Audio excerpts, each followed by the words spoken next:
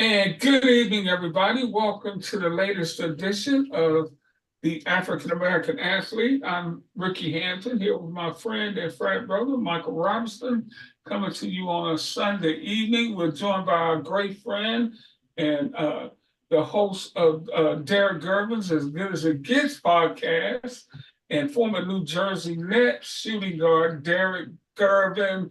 What's up, D. Gerv, man? Good to have you on tonight. And welcome everybody out there. We got a lot to talk about. Hey, March Madness is here, heading to the Final Four. We almost got everything set. We got two ladies semifinals tomorrow.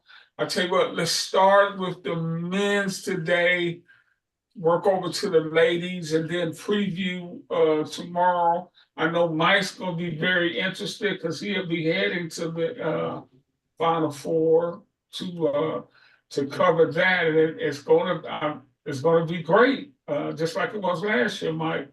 Yeah. And hopefully we'll get into a little NBA talk as we head to the playoffs. But what's up, brothers? How's everybody doing? Doing good, Ricky. I want to say you're the guest. Go ahead, Derek. I'm sorry. Go ahead, Mike. Go ahead, Mike. No, I was saying you the guest. Go ahead. Well, I just want to say happy Easter to everyone, and to some it'll be happy Resurrection Day. All's going well. It's been a great day. Absolutely.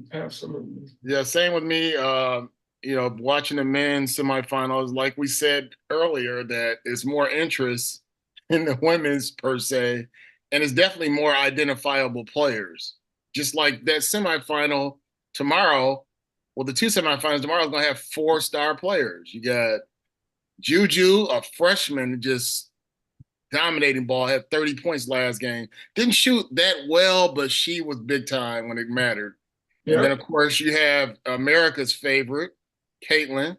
You have Paige, who's been great, but had injuries that kind of bogged her down. She's actually going to come back again next year. And then you have Miss Reese, Bayou Barbie. So you got all 4 of those, and then Flage and all of them on that team. Angela Reese, yeah. Angela Reese, right. And then, of course, UConn has more of a collective. I'm not UConn, I mean South Carolina has more of a collective. But in those particular 2 games, those are the 4 that we're going to be watching. And it's just a lot more players that a lot of Americans know and a lot of people around the world know. Whereas in the men, I still don't know who's the best player in the country. Is it Edey? Is it, like you said, Connect from Tennessee? Other than that, once you start going down the line, it's like these guys aren't as identifiable as they are on the women's side. And it didn't used to be that way.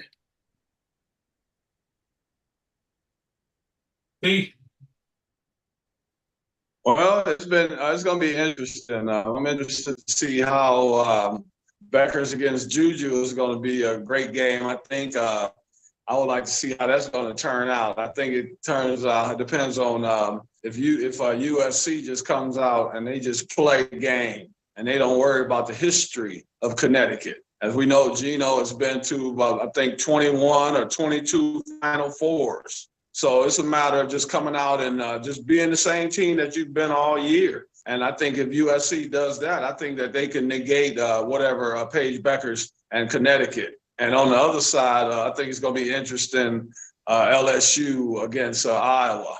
I hope it's not too much taunting. I hope it's more basketball, first-class basketball. And I'll be looking forward to seeing that as well. It's a rematch of the finals, of course, last year. The people that picked the brackets made sure that they didn't have these same 2 teams in the finals this year. I kind of didn't like that very much, but yeah. I'm going to support it. I think it's going to be some very interesting games. Yeah, and we're gonna talk some more about these games tomorrow, because Angela Reese had some things to say about Caitlin Clark. Say that, and let me just say it up front, it was nothing negative, saying, hey, there's no hate for this lady. We're just rivals on the basketball court. But when she gets within the lines, she has no friends. Yeah. We're just playing the game. But let's get to this. Let's get to what we saw today and yesterday as we move to the Final Four. Uh, we'll start with the Purdue Tennessee game. Purdue advanced 72-66.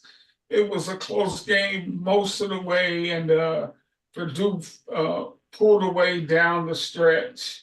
The last 4 or 5 minutes, Tennessee missed. You're absolutely right, dude. We were talking before we went on the air. Connect hit a little cold streak, and once that happened, Purdue was able to open it up to 4, 5, 6 points. Well, I thought that Tennessee should have won that game. Of course, they got up 11 points, and to me, they stopped getting out in transition. I don't know what Rick Barnes' plan was. I didn't like it because I thought no one on the floor could guard Connect. But to me, the shots for him were at that free throw area, the 10 to 12-foot jump shot. And they got away from that. He shot about 3 or 4 threes in the second half. A lot of people look at his percentage. He was 6 for 12, but that's not what I look at. I look at, are you doing it when it counts? And when it counted, he shot about 3 or 4 that I thought unnecessary threes. One time, he didn't even have the ball hardly in his hands from about 25 feet, and he let it go. And I thought it was plays like that. They had some breakdowns offensively. And then, of course, that leads to problems on the other side. And it made Edey more confident than he needed to be. And I think that Purdue won. They played hard, but I think that Tennessee did everything they could to give the game away. I just didn't understand them taking all them three-pointers. And if you look at it, these rim, I think a lot of people don't know, these are not shooters' gyms for college guys. These are more NBA gyms.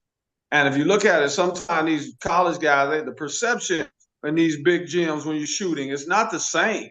That's why we've been seeing all these terrible three-point percentages. And I just think Tennessee didn't make the right adjustments. And, of course, when you don't do that, you go home. Go into that. I mean, you played in NBA arenas all over the world. What do you mean when you say a college kid? I mean, this game was at LCA, which is home for the Detroit Pistons, a 20,000 seat arena. What do you mean when you say that? First of all, the space, if you look in the background, it's really big. It's kind of like when they used to play at the Silver Dome, Ricky. Yeah. A lot of people, it's totally different when you're shooting and you're used to playing at your own home gyms, or you go to these gyms, might have 12,000 people. They're not NBA arenas. And you look at it, they can make sure the fans are right there close. It's more spread out in the NBA. And these guys had trouble making the adjustments. I had practice the other day. We had a game Friday.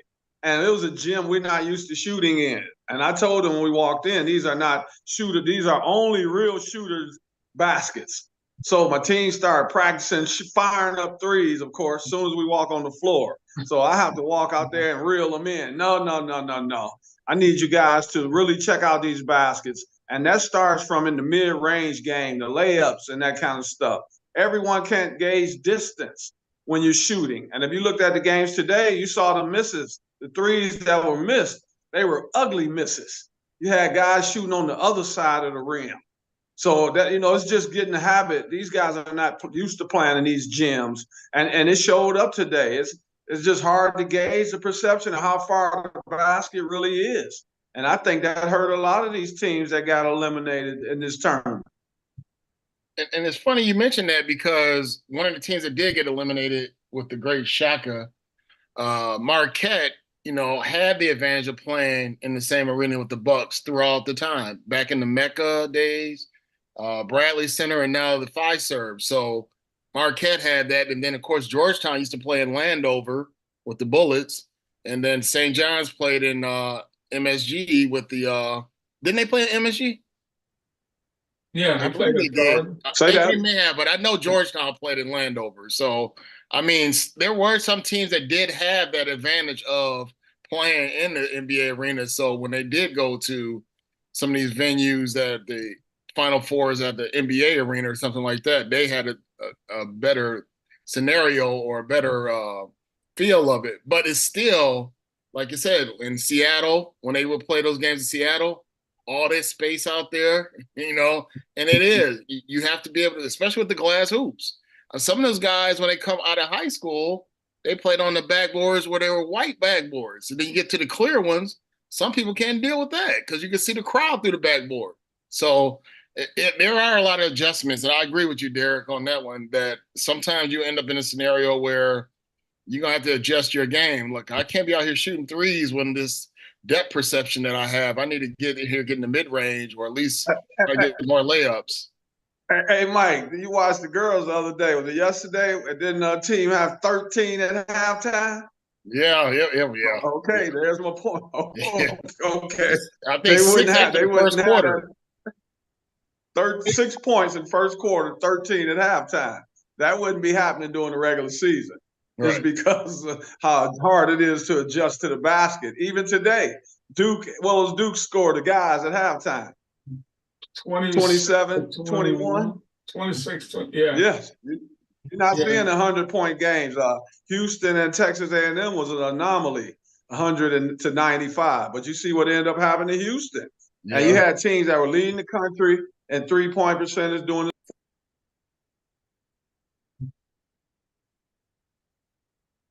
from 49% to about 15, 20%. And that's because a lot of guys had trouble gauging the distance of the basket. Hey Derek, when we watched Edey today, he had 40 points, played 39 minutes, 16 rebounds, had 1 block, 13 to 21 from the field, 14 to 22 from the free throw line. Knecht, 37 points, 14 to 31. He was actually 6 of 12 from 3-point land, but he started missing late. Those 6 came late. He just couldn't make them. But what do you think about these guys as pro prospects? Oh boy, looking at Knecht, I think he's a really good prospect. The guy has a lot of athleticism. He has a lot of skill. I like him more. Edey's going to be a question for me because of I don't know how he's going to be getting up and down the floor in this game. And as you know, he's a big guy. He's kind of lumbers up and down the court. So I don't know. You know, the NBA is kind of switched now. You got to be able to shoot the ball outside. And what worries me about Edey is, if you remember a few years ago, before him, it was Luke Garza at Purdue, another big guy. Yeah. And we see Luke has still not found his way. He's finally getting a little opportunity to play, but it's a different ball game. And I don't know if Edey, I'm hoping he'll be able to, but I don't know if he'll be able to adjust to the speed of the new NBA game. You know, some people say he's not even a first-round draft pick, although recently I've seen some people saying, yeah, somebody's going to draft him in the first round. Well, his size is a factor, but, you know, the reason his size is a factor, I give him a better chance, is because guys don't block out today. And a guy like him, you got to be able to put your body on him. And I don't know if the NBA today, the way they play, if guys will be putting their body on him. You got guys like Andre Drummond, who's really not an offensive machine, but he gets a lot of rebounds. And so Edey will probably have to make his living that way if he gets with the right organization. But I question about him keeping up with the speed of the game. That would be my biggest question for him. Do you have and you look at the Lopez brothers, you know, they started to, or at least Brooke started to say, look, I need to start shooting the threes to keep my career going. Other than that, you know, trying to be a low post player. Well, you got the other. I'm a dinosaur. You got Robin, who has not adjusted. And where do you see Robin most times when you watch him? He's on the bench. Yeah. Well, they got rid of him. They let him go. And well, that's the brother that left instead of Giannis's brother. So there's a lot of people feel like that was wrong. Yeah. and Brooke moves better than Edey. I mean, Brooke can move. He moves much better than Edey. I mean, Edey lumbers, like he says. And he doesn't shoot the three, but man, he's a big man. He's a monster for these guys playing the way they play, Ricky. Because if you look at Matt Painter, he's a smart guy. He milks his cow, and that's Edey. They start inside out, and you know every team doesn't have that, but he's a very strong guy. But if you can get out and rebound, the biggest problem today was Tennessee. If you look, Duke. I'm sorry, they weren't rebounding the basketball. They weren't blocking out. They weren't putting their body on anyone. So they were giving up second and third opportunities. And when you do that, you're usually going to come up short. Yeah, they got I killed. said Duke. I didn't move to the wrong team, but you know who I mean. Yep, they got killed on the boards, 40 Tennessee. to 23. Yeah, Connect and his squad. Tennessee. Does Connect remind you of anybody, Derek? Yeah, more athletic. I was looking at him, but he's a much faster. He reminds me kind of Deadlift Shrimp, but with more athleticism, a combination of Deadlift Shrimp. And do you remember Matt Harpring? Mike, you remember Matt Harpring? Yeah. I would say he reminds me more of a Matt Harpring, a guy that very athletic, could shoot the ball, could shoot the jumper, can get up and down the floor, could put the ball. He's a better ball handler than Matt Harpring. But I would say even Matt Harpring more so than Deadlift Shrimp. What about Marley? No, he's bigger than Dan Marley. He doesn't remind me of Marley. Marley reminds me of a guard. Connect, you can put at the 3 in today's game, or you can put him at the 4. And you couldn't do that with Dan Marley. Yeah, I forgot about Thunder Dan from Central Michigan. Well, Michigan, yes, sir. And in the second game, North Carolina Wolfpack, Kevin Keats, they were about to fire him, man. He was about to get fired. Now he's on the way to the Final Four. We love you now, Coach. They dominated Duke down the stretch, and Duke can throw a pea in the ocean. The final score was 76 to 64. But that last 10 minutes, North Carolina State just took over the game. To me, they started off in control. Because they first 2 baskets of the game, who did they go to? They went to DJ Burns.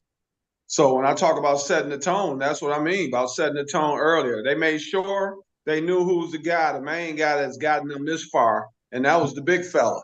If you look at the game today, all you saw when they were showing players, who were they showing the most for North Carolina State?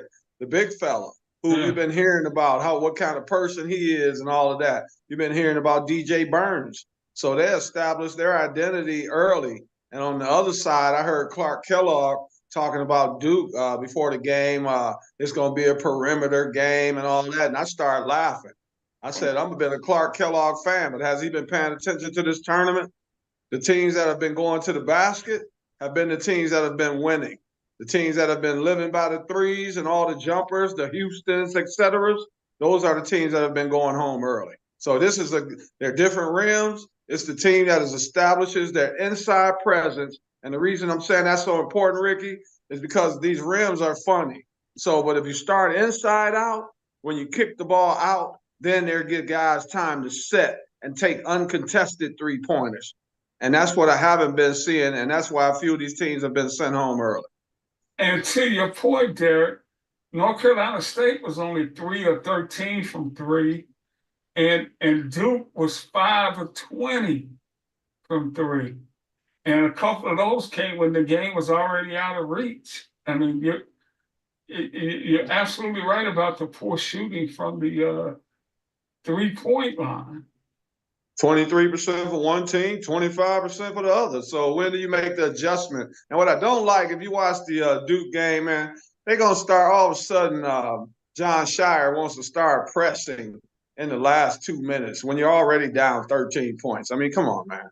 How about making an adjustment during the game instead of waiting until it's too late? And I've been seeing a lot of that during this tournament. Yeah. Well, for me, when you think about it, who was the best team in that conference? It was probably North Carolina. And North Carolina, look how they lost their game. They're down 1, and they took the big man took an early 3-point attempt in the shot clock, and that went from them possibly going up by 2 to being down by 5 because it was like a 6-point turnaround. So. Hey, Mike. Actually, they were down 7, and they were down 4 after that. Yeah, I noticed you didn't mention to me the biggest play of the game when they couldn't have been putting the game away. When Baycott tried to dunk the ball. Yeah. Okay, remember this is one game knockout, man. Yeah, Now's not the time to be wanting to work on you, hanging on the rim and all that exactly. nonsense. Exactly. Drop the ball Exactly. in the game. When he Yeah. missed that shot, the other team came down and tell me I'm wrong. They hit back-to-back three-pointers. Yeah. Yeah. So You're you right. got a chance to put them away. And Yep. what do? You raise Yeah. their confidence. Yeah, and Alabama was the one team that did shoot it well from the three.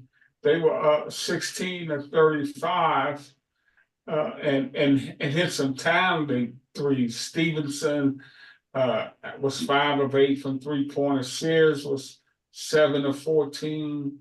Nelson. Yeah, I mean, I'm talking about the Clemson game here.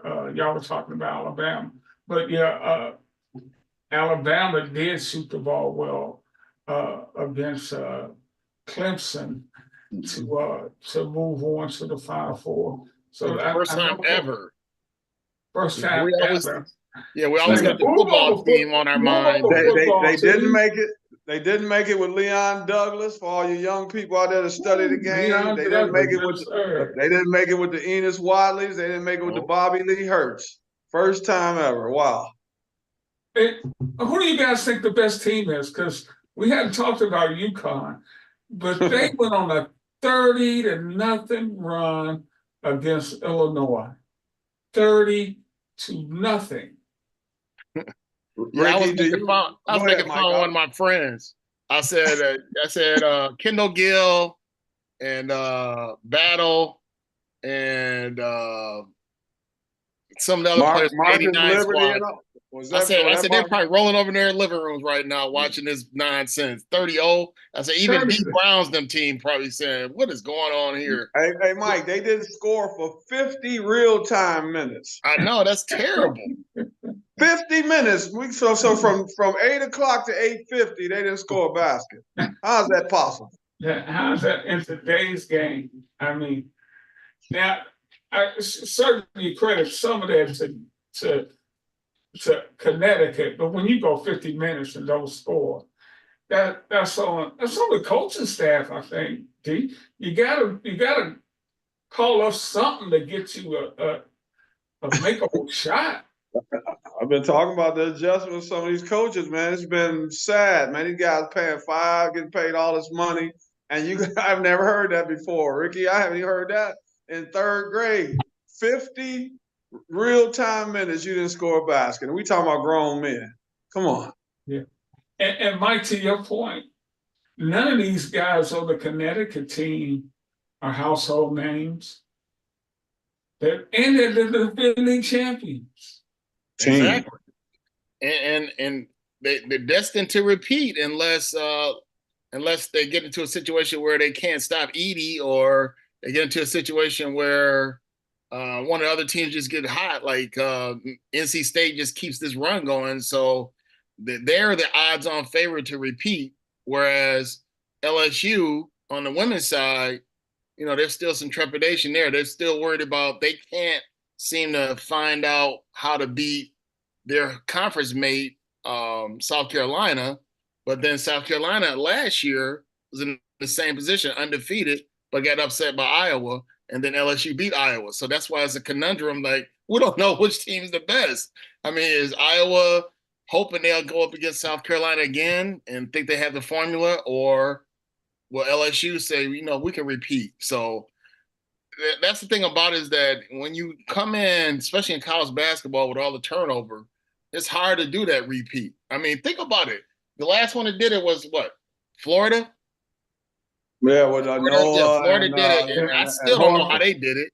2005, 2006. Yeah, with not Shensis. That's way back in my day. But with Noah and Horford. Right. But think about the Duke one though. And I had some jerk that tried to argue with me about this when he said, I don't believe that happened. I said, if you don't believe it happened, then that means you weren't watching the game.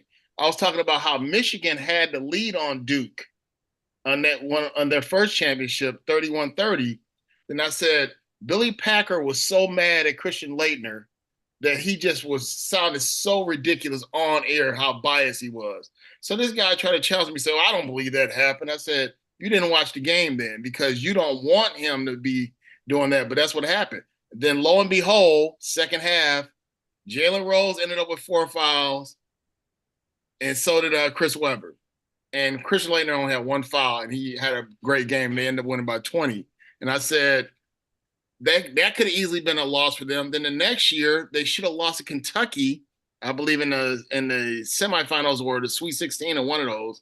And then they end up, winning that one. So that's the crazy thing about it is that you only see a few teams that went back to back, but it takes a lot of factors to do that. It takes some lucky moments.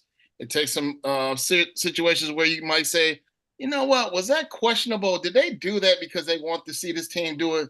So that's the thing that we're going to see with UConn. Are they going to just roll through everybody, or will it be some type of situation where it's like they found a way to win even though they were about to lose? And another situation we have with Purdue is trying to do like what Virginia did. Remember Virginia went out early and looked horrible and then came back the next year and won it all? Championship. They won it all. Yeah. So that I think that's what Purdue is trying to do. And then, of course, this would be a big moment for Purdue because they haven't been in this kind of situation since 1980. I think Joe Barry Carroll's on that team.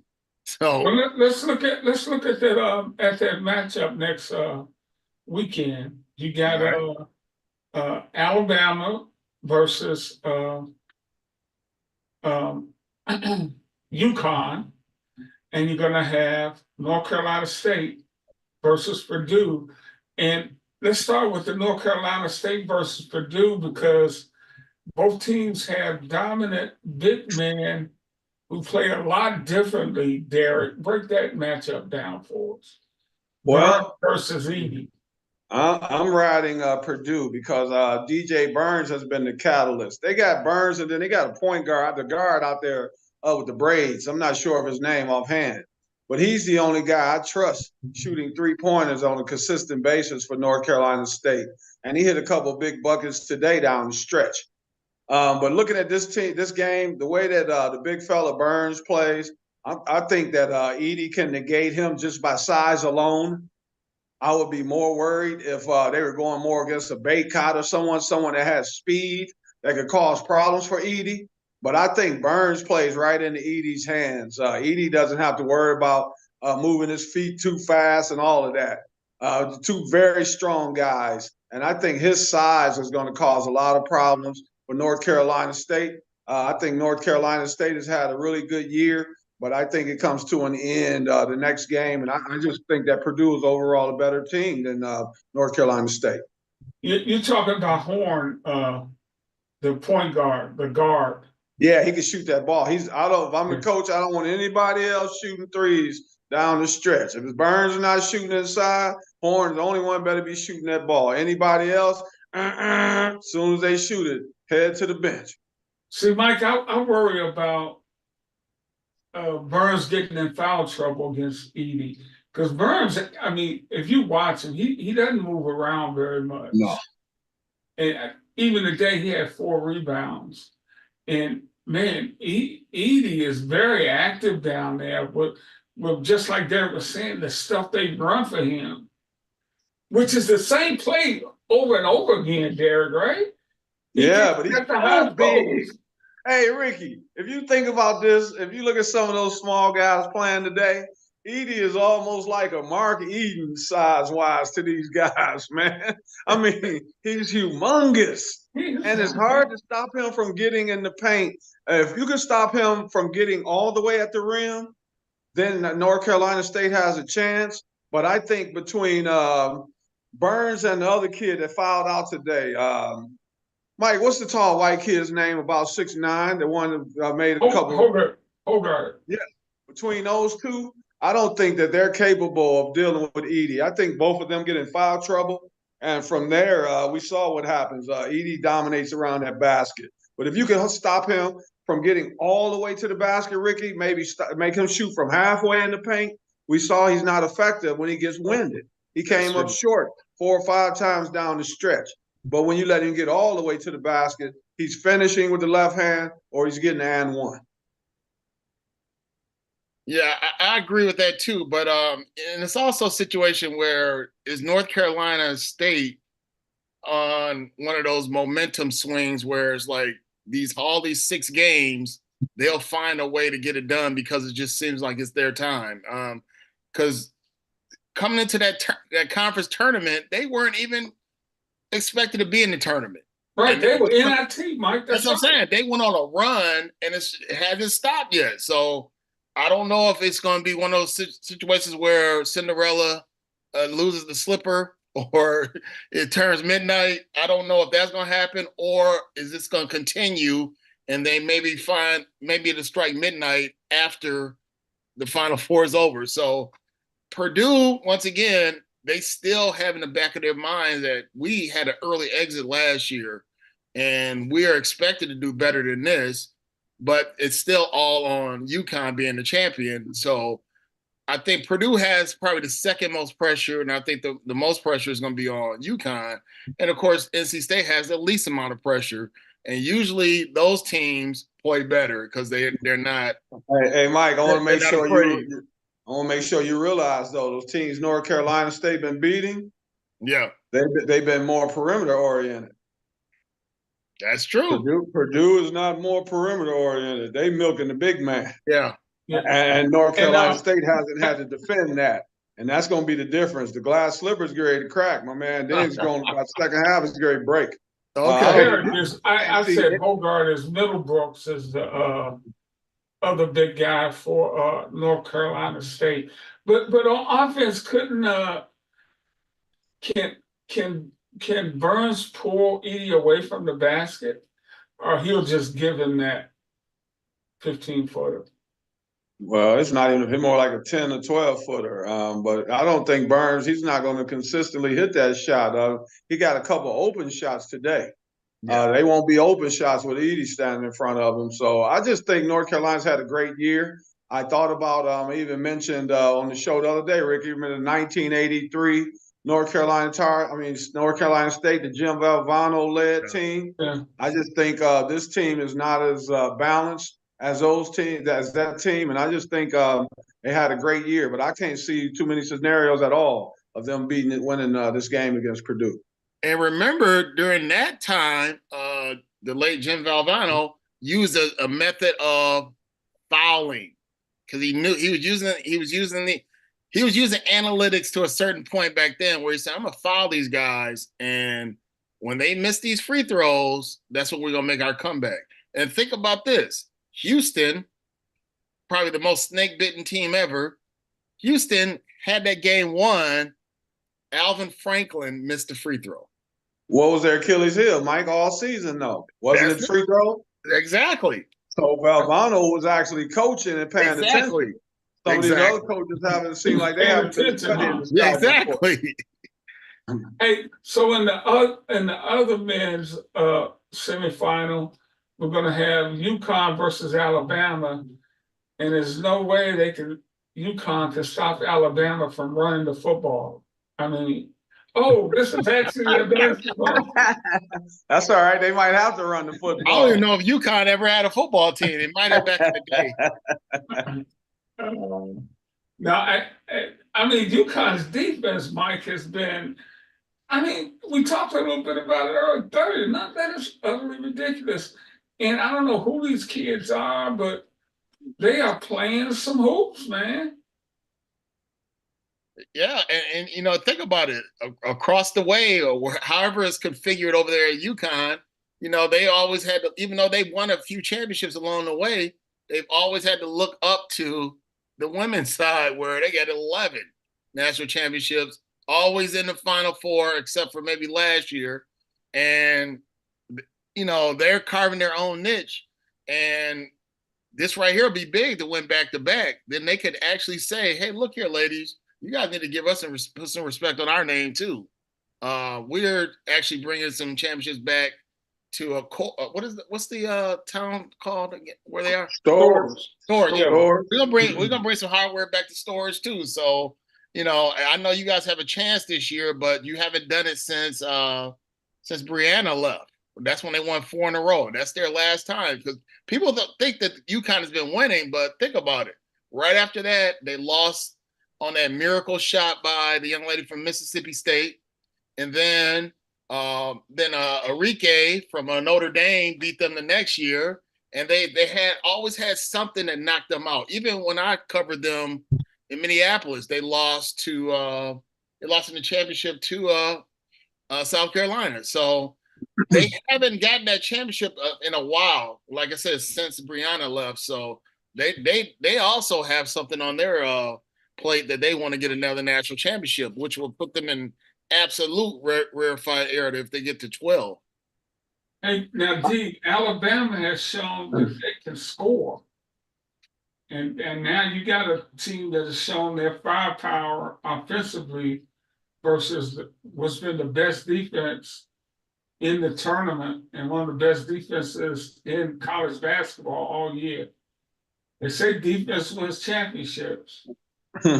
Well, y'all gonna find out. And you guys, I didn't mention it earlier about Connecticut. You don't know, you couldn't really name a star on their team. It's hard to name any players on their team. And that's what's so dangerous about them, Ricky. The reason you can't name anybody is because they're that deep. Yeah. Danny Hurley has put together a squad. And I'm a New Jersey guy, so I know the history of the Hurleys. Danny is a great, played at Seton Hall, but he's a great coach. He makes adjustments. And I talked about rebounding and all that, second and third chance shots. You're not getting many of those against Connecticut. Connecticut is a team that wins the old way. They grind it out. They're not going to shoot a whole lot of threes. They're not going to do this. They're not going to do that. They're going to do what's necessary. But what they're going to do the most is they're going to defend. And they defend for 40 minutes. And they rebound the basketball. And I like Alabama. I definitely like Mr. Nelson. I think Nelson is a possible really good NBA player. But I just think Connecticut is too deep from them at every position. And I just think they're going to basically run over Alabama. I'm not saying it's going to be a 30 or 40-point game, but I don't think it's going to come down to the last 3, 4, 5 minutes. I think the game will be cemented by then. Yeah. I mean, go ahead, Mike. Go ahead. No, Mike. I'm just saying, I kind of agree, but like I said, it's hard to really gauge how good they are until they play these teams because, like I said, was Illinois, was that an anomaly or was that a situation where they're showing that they are heads and shoulders above everybody else? Because now you have to look at what did Illinois do against Purdue during conference play? Will they just get run over if they end up playing each other in the championship? All right, what could they do? I mean, them playing against Alabama, Alabama, will they get up there and say, you know what? We're just happy to be here. This is the first time ever. So I don't think we can do anything with the defending national champs. Or will they get in there and say, look, if we're going to be here, we may never get back here again. We better go out here and upset these guys. So can you kind of have one of those moments where they have a bump in the road? I mean, even though they've looked dominant all throughout, but they could run into an upset. Let's go back to 1985. Georgetown was dominating, and even in their own conference, they lose to Villanova on that one magical night where they hit everything. But what about defensively, Mike? Didn't Villanova defend? They defended, but think about it though. That defense they had did nothing during the year, during the 2 games and the conference tournament. But then all of a sudden, that championship game, it was like we can't miss anything. Both Presleys. So you're basically 2 Presleys. So you're questioning basically their consistency, right? Can you question Connecticut's consistency? I'm saying that they could have one of those nights where if they're on their game and hitting everything, and then UConn maybe had one of those kind of off nights where they could usually overcome. But in this semifinals, you never know. Yeah, upsets happen. Look at UNLV. After blowing Duke out by 30 the year before, somehow they lost to them the next year. Duke defended much better the second in the rematch. Well, let's move to the women's side. And we got just some great matchups tomorrow, where you're going to have Iowa in a rematch with LSU in one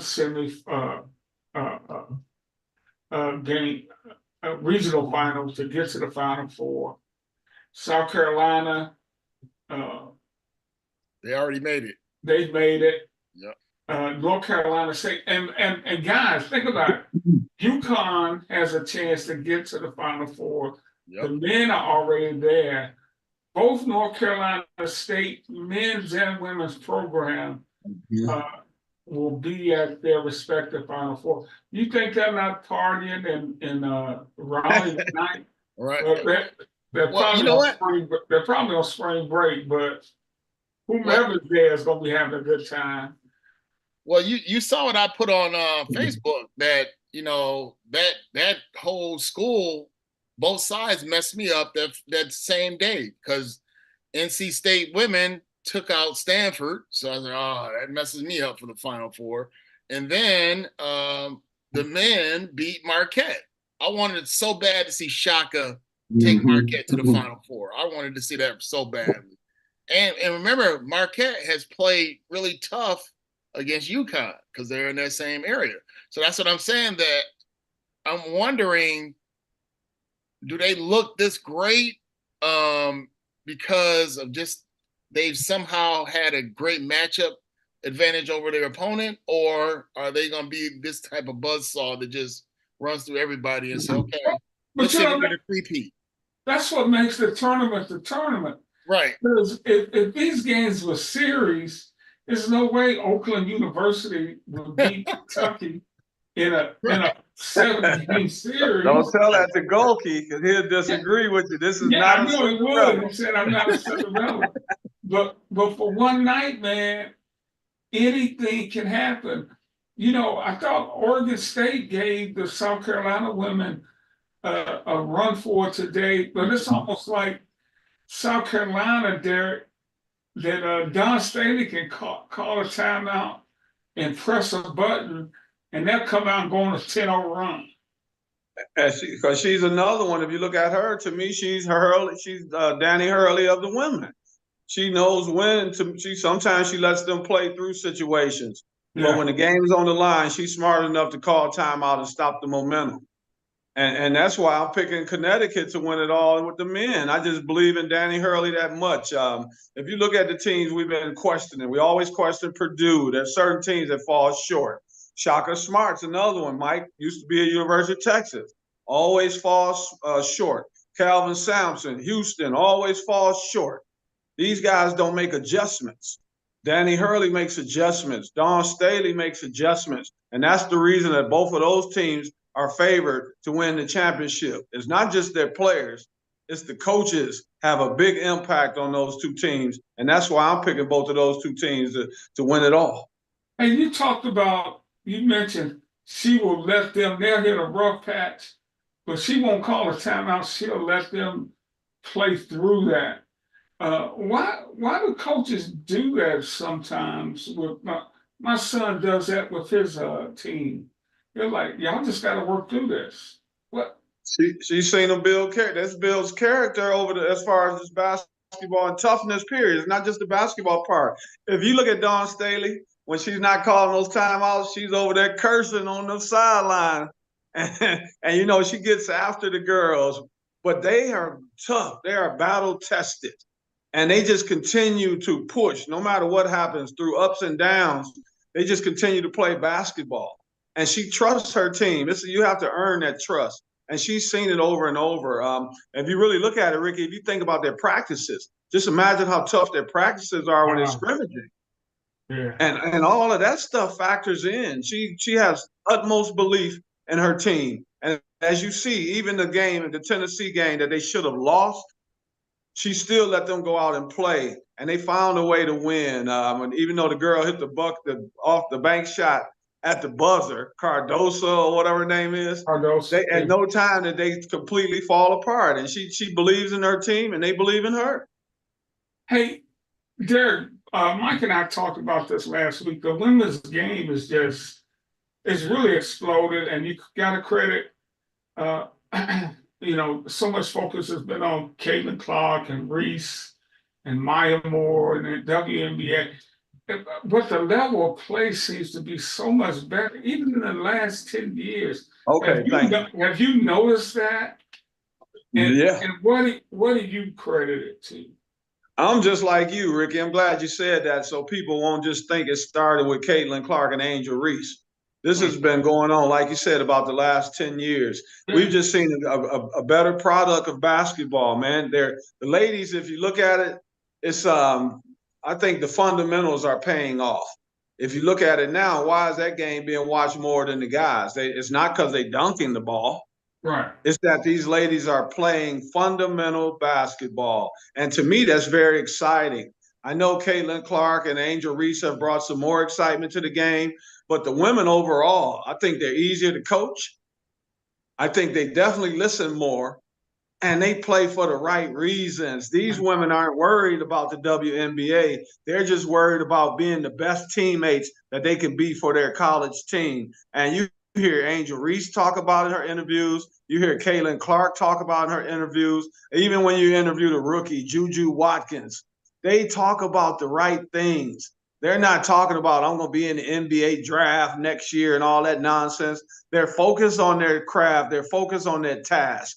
And I think people have finally tuned in and they've seen how exciting the women's basketball game is. And I'm happy because to me, it's been that way. And then I'm going to support them even more because next year, Duke has a young lady coming in from San Antonio by the name of Ariana Robertson. She's Andre Robertson's sister, Mike. They used to play with Oklahoma City. Yeah, She's a first team McDonald's All-American, and she's coming in as well. So I watched the basketball. Wait. That's his sister? Yes. Because he had an older sister. Well, your other sisters were playing at TCU. It's still playing at TCU. Well, no, it was one that played in the Pac-12 when he was. And she transferred, and he had one that ended up playing, at TCU. So, yeah, but the one now is going to play for Duke. And I'm excited. She's going to be playing for Carol Lawson. I went and watched the women play in the playoffs down here. And, man, you talking about exciting. Those gyms were full. And I was loving every minute of it. So I'm on the bandwagon. I'm supporting these ladies. Yeah. And Mike, I guess at Stanford, the women's team probably gets more love than the men's team. Oh, absolutely.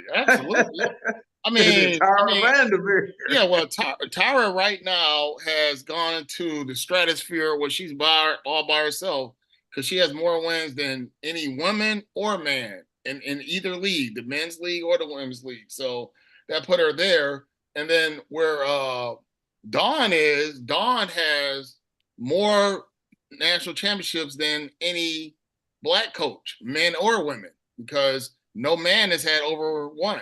John Thompson started it off, and even Kevin Ali, who was coaching today when the King got 40 in Kings County, but we're not gonna talk about that. But Kevin Ali, was probably the last black coach to win, right? And they tried to dismiss that one. So, that's a big deal for both those coaches. And then of course, this would be 4 straight Final Fours for Dawn. And if she wins this one, this would be her 3rd championship, which a tie with Tara. But she still has, Gino got 11, so nobody's going to catch him. Gino's like John Wooden on the men's side. But I think that it's a lot of excitement because of that. But let's be realistic here, though. The ratings and, of course, how excited the WNBA is. The WNBA thinks this is 1979, where Larry Bird was coming to the league. And the media was so excited because they said, now we can write about our great white hope. And I think that's what they're hoping on with Caitlin next year. Because no matter how you slice it, when it was Maya Moore and all, Brianna got some credit, and then maybe Taurasi, because they still say Taurasi's the best WNBA player ever, but they still want to have that girl next door, quote unquote, coming into the WNBA, and they said now we'll get the fans coming. But the people that betrayed them the most is other women, because the women don't watch the game as much as they should, to support their own people instead of saying that, well, you men should be coming to these games. No, you guys should be first and foremost, and then that way you can make sure that your product is there. But I don't want to get into that debate though. Hey, Ricky, let me ask you quickly, you and Mike, did you guys get kind of offended, man? Because I certainly did. All these great players we've had over history, the Cheryl Millers, I can go on and on. Exactly. And then Ice Cube had the nerve to offer Caitlin Clark $5 million, man. The 3-on-3, they don't even have $5 million. You know, our brother's been coaching in that league since it started. And he had the nerve to offer that woman $5 million, man. That's a slap in the face to all those ladies that have done it before her. Yeah, I was going to ask you about that. I think Q trying to get some, that got to be a publicity stunt he's trying to pull off. But I think Mike hits a good point. They see her as a meal ticket. That's what I think. That's what Ice Cube was trying to take advantage of. This young lady coming into the league. It's going to be interesting to see how she does. She's a heck of a player for sure.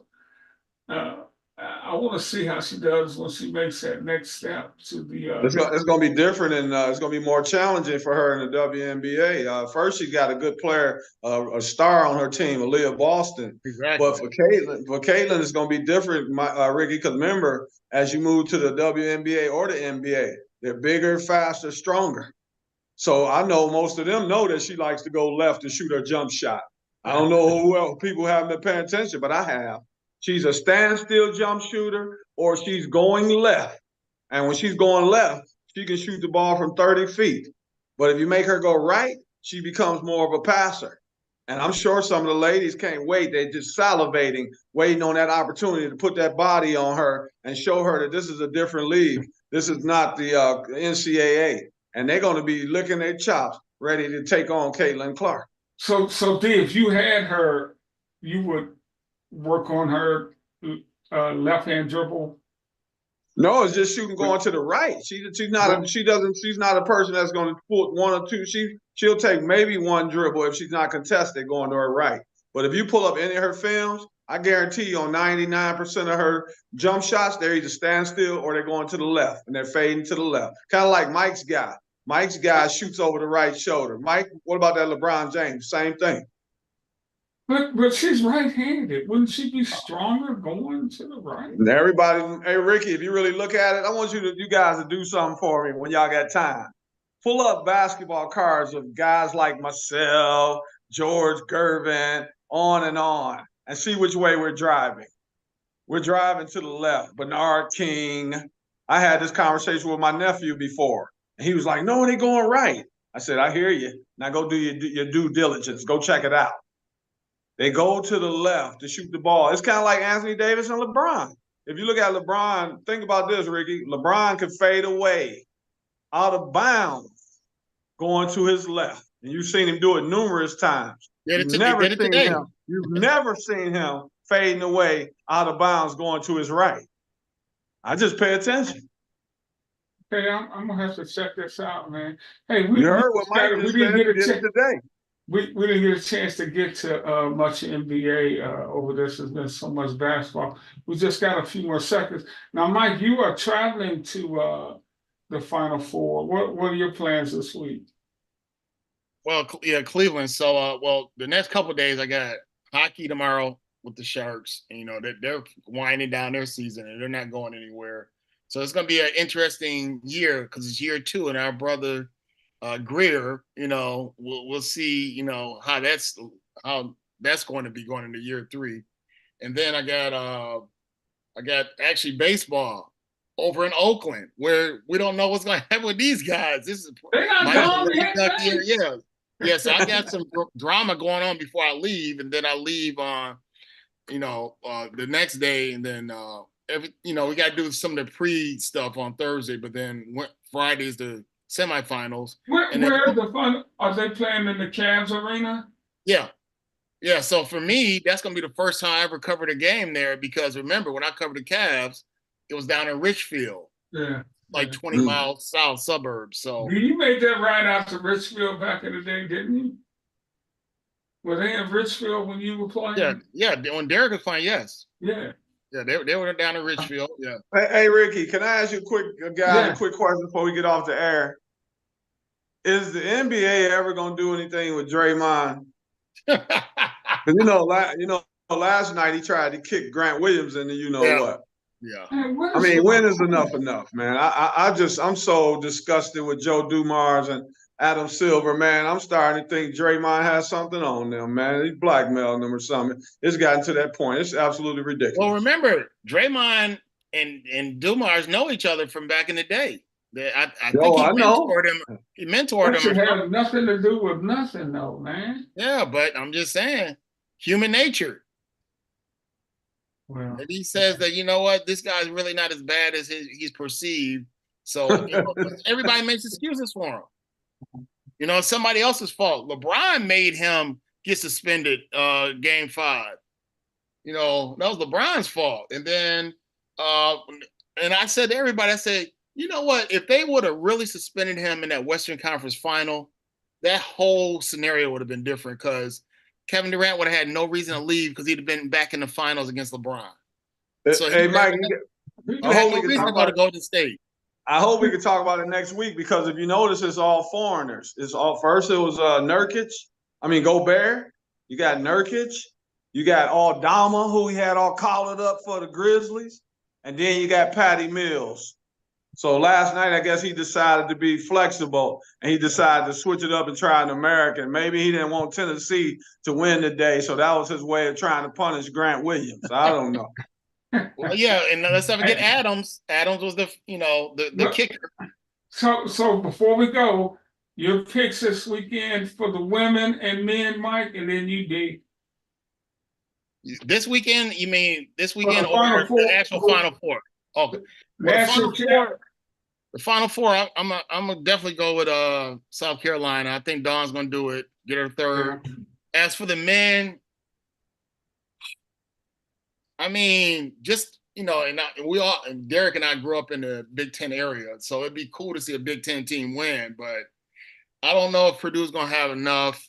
I think UConn might be able to repeat, but I would kind of be leaning towards, Purdue getting the upset and them, doing what Virginia did, come back from a disastrous tournament the previous year and then come back and win. So I would pick Purdue with my heart, but I think UConn's going to do it though.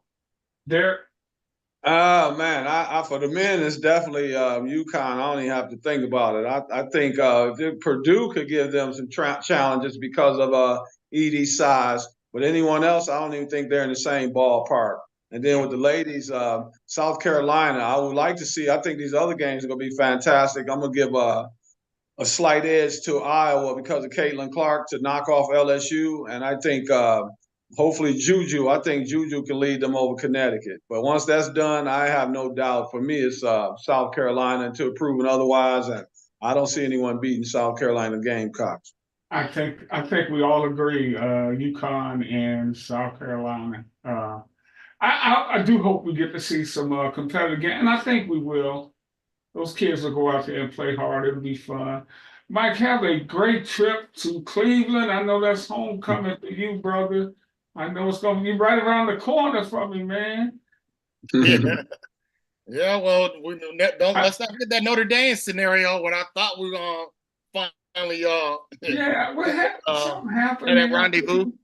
Oh, I think I had COVID or something, didn't I?